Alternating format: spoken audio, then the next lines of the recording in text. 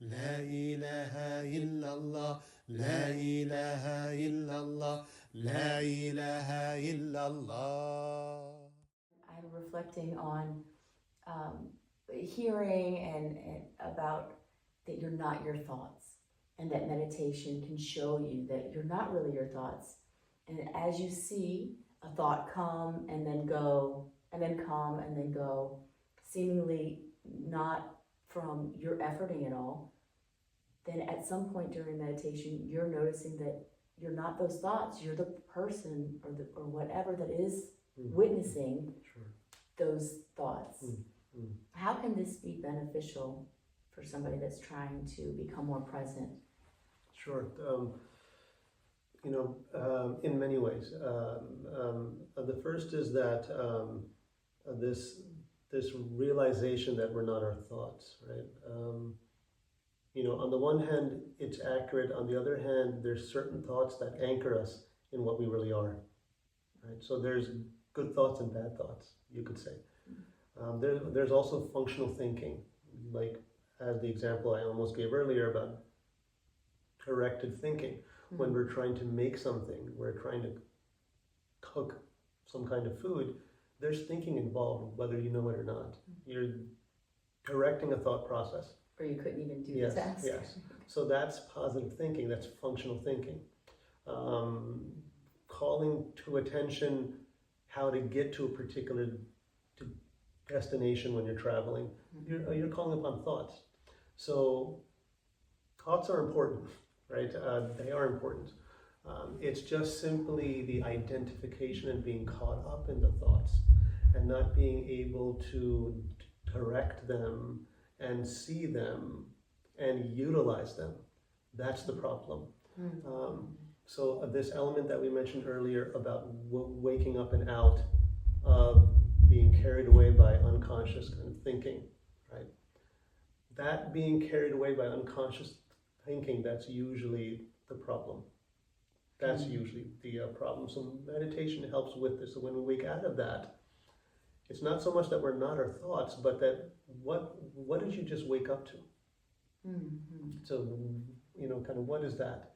In technical Islamic language, I would say that you woke up to the intellect in you awakened, right? You became mindful, right? So the aql became awakened, right?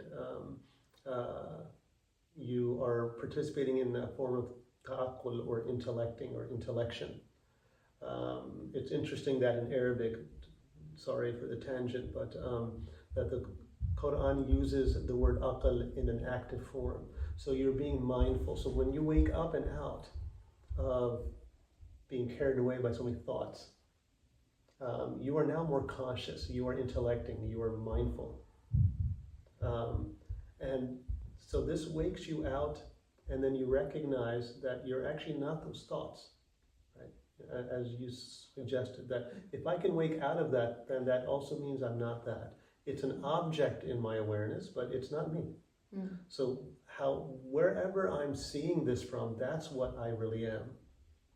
Or simply I'm more that than those thoughts. Yeah. And this can then be carried again and again as we go behind, or we try to go prior to where we were, right? So when we were caught in thinking, we were the thought, but then we snapped out of it. Now we're no longer the thought, we're able to see the thought go away or come and go. So we're more that thing that sees it. And the more we look carefully at the nature of that seer, what that is, it's really that nature's unseen in us. It's the unseen seer, if you will, of all things inside of you. That's really what you are. So the purpose of, you could say, meditation helps with this. And the more you stay in that, or the more you return to this, awakened sense of the witness that that meditation is so helpful with, the more you can work with thoughts. The more you can direct thoughts, the more you can cultivate positive thoughts, helpful thoughts, functional thoughts, rather than being caught up in and identifying with unhealthy thoughts, harmful thoughts, intrusive thoughts. Right? just even take an example as a final point here, that when you're happy, when you're really happy, when something happens that makes you really happy, or when you're simply really happy, very happy, what kind of thoughts are you having? And how are you feeling?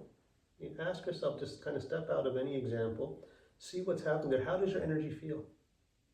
Ask yourself those 3 things and compare it to when you're really saddened. Do you see how certain thoughts are being generated in that state? Right? So, but we get carried away, and then we reinforce a state by the unconscious carrying away and overwhelm of, for example, negative emotions. Once we get too used to that, that becomes our new kind of default.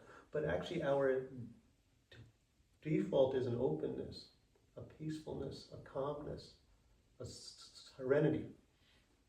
If we stay there, certain thoughts or feelings will arise, and they point more to what we are, and they can help us, and they can help anchor us in what we really are, as compared to what we've become.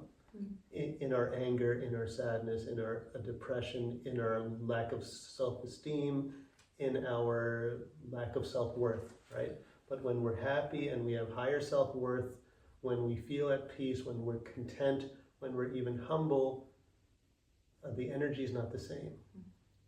The thoughts that arise are not the same. The feelings that we have are not the same. And yet all of that more directly points to what our natural, fitra, our naturalness is in our soul.